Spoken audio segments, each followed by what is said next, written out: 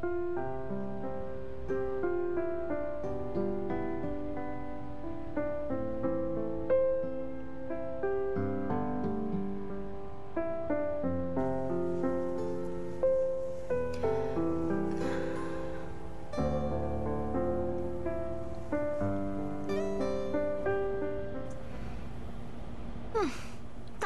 na, bakit hanggang ngayon wala pa siya? Kailangan kong gisingin na babaeng yan.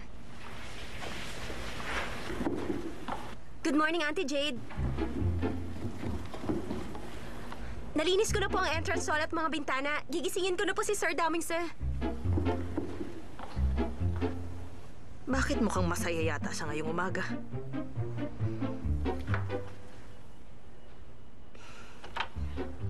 Good morning, Sir Daming, sir.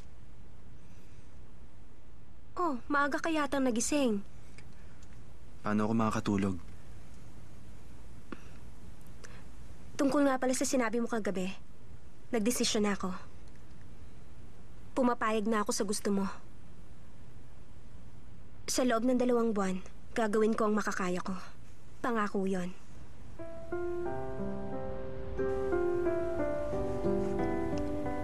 Hoy! Hoy! Narinig mo ba sinabi ko? Daming, sir! Bakit ka ba sumisigaw? Narinig ko lahat ng sinabi mo. Bakit ka namumula? Hindi ako namumula, no? O sige, magpapalit na ako ng damit.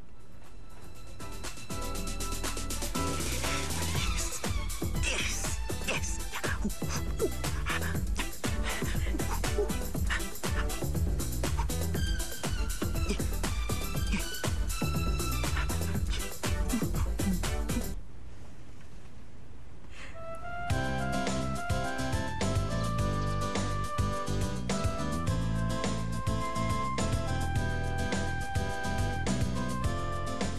Talaga?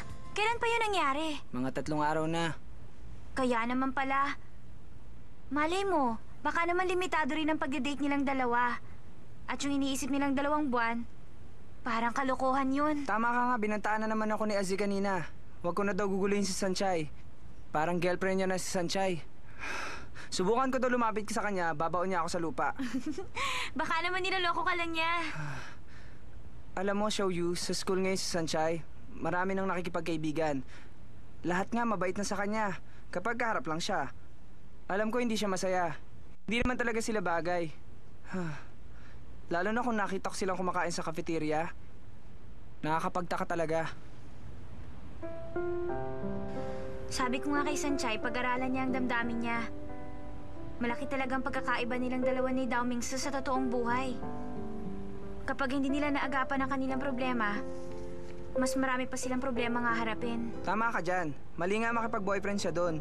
Siguro kung sa akin lang, siguradong wala siyang problemang ganyan. Dahil wala namang naghahabol at nagkakagusto sa'yo. Xiaoyu, ano kaya kung tulungan mo ako? Pag-breakin kaya natin sila. Pag-iwalayin natin sila pagkatapos ng 2 buwan. Xingha, hindi maganda yung iniisip mo. Alam mo namang kaibigan natin si Sanchay. Kailangan natin siyang suportahan ano man ang mangyari. Kahit na alam kong may gusto ka kay Sanchay. Pag mahal mo ang isang tao, kailangan mo siyang damayan. Pag mahal mo, dadamayan mo siya. Apektado ako. Sanchay, kumusta? Ako ito. Magkasama kayong dalaw ni Dao Mingse? Sinabi na sa akin ni Xingha. Oo, nandito siya. Huwag kang susuko, Sanchay. Subukan mo. Alam kong kaya mo yan. Isa pa, sa simula naman, alam na natin yan. Hindi mo siya dapat sundin para lang matahimik siya. Kailangan niyong magkaintindihan. Kailangan din naman niyang mag-adjust. Anong gagawin? Alam ko na. Siya nga pala, sa linggo, mag-date kami ng boyfriend ko. Ba't di kayo sumama ni Dao Mingse? Oo, para naman double date tayo.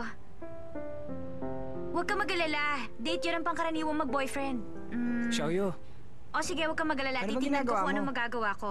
O, Tigilan sige mo na. na pakikipag-usap sa kanya. O, magkita na lang tayo sa linggo, alas 10 Ano ng ba? umaga. Tigilan mo Okay, na ingat. yan. Bye-bye. Hoy. Sige, tandaan mo yan, ha? Okay lang. 只怕我自己会爱上你。Sa tingin ko excited lang siya. Mali lang ang inyong akala. Unang kita ko palang halatang hindi siya masaya. Hindi mo ba nakikita? Parang may alinlangan sa mata niya. Pag nakikipag-usap sa sayo, minsan lang siya tumingin. Kulang ka sa diskarte. Pagkatapos ng 2 buwan, humanda ka na magpaalam. Baka nga hindi kayo umabot ng 2 buwan yan.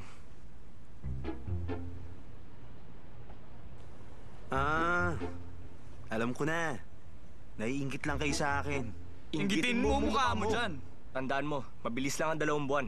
Tapos na bago mo malaman. Kapag nagpabaya ka, dumating ang time na yon, walang ibang makakatulong sa'yo. Ano yun? May sasabihin ako.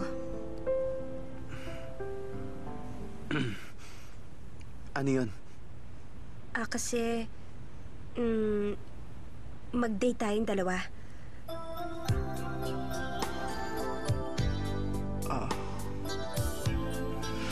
Pwede bang sa linggo tayo lumabas?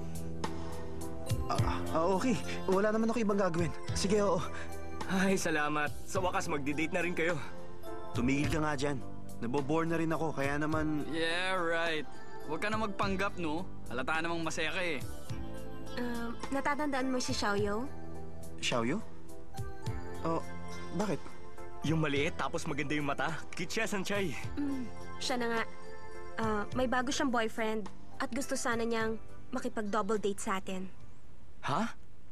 Double date? Magkikita tayo sa amusement park alas 10 ng umaga.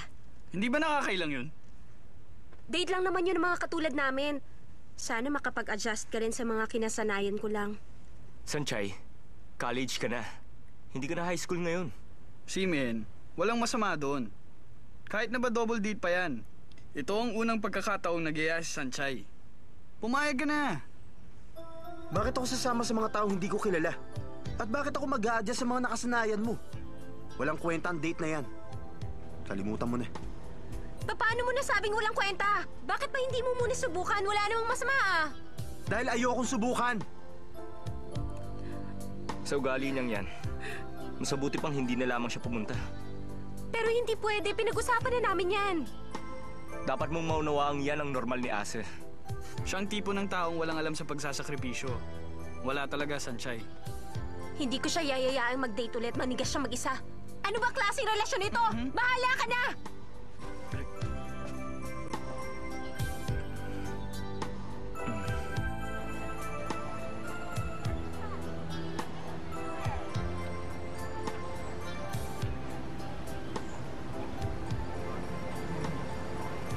Sanchay! Xiaoyo! Kanina ka pa ba? Hindi, kararating ko lang. Boyfriend ko si Chengse. Hi, ako si Sanchay. Alam ko, ikaw nga madalas na ikwento sa akin. Nakakapagtaka. Napakagwapo naman niya. Pero sa pagkakaalam ko, hindi ang tipo niya ang type ni Xiaoyo sa lalaki. Sanchay, nasan ang boyfriend mo? Sorry, hindi siya makakarating. Ay, ganun. Hindi makakarating si Dao Mingse. Sinabi ko nga sa kanya, kaya lang talaga hindi siya makakarating. Okay lang yun. Tayong 3 nga lang. Naku, wag na. Kayong 2 na lang. Nagpunta lang ako para sabihin yon. Sige, mauna na ako sa inyo. Sandali, Sanchay. Sumama ka na lang. Okay lang, sige na. Sandali! Dao Mingse? Sorry Medyo traffic kaya ako na late. Ang tagal nating hindi nagkita. Sanchay, ipakilala mo naman ako. Siya si Xiaoyo. Nakilala mo na siya noon. At siya naman ang boyfriend ni Xiaoyo. Chongchung, kinagagala kita makilala, bro. Ganon din ako. Siya nga pala si Dao Mingse. Boyfriend mo? Parang gano'n na nga. Total, kompleto na tayo. Pumasok na tayo. Kumain muna tayo. Medyo nagugutom na ako. Oo, sige.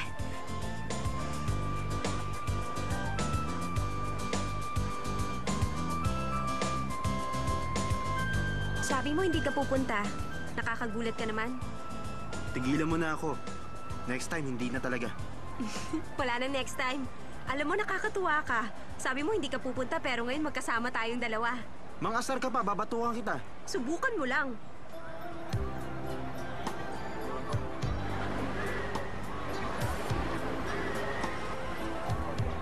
Halika, bili tayo nito. Oo, sige. Dao Mingse, gusto mo ng sausage? Sige, hindi pa ako nakakatikim niya. Ha? Hindi ka ba nakakatikim ng sausage? Talaga, ang dami nagbebenta sa paligid niyan, ha? Tingin ko isa yun sa mga anak mayaman. Ano man kinakain nyo sa bahay nyo? Pagkain gawa sa ginto o gawa sa perlas? Oo, pearl powder. At saka gold cuisine.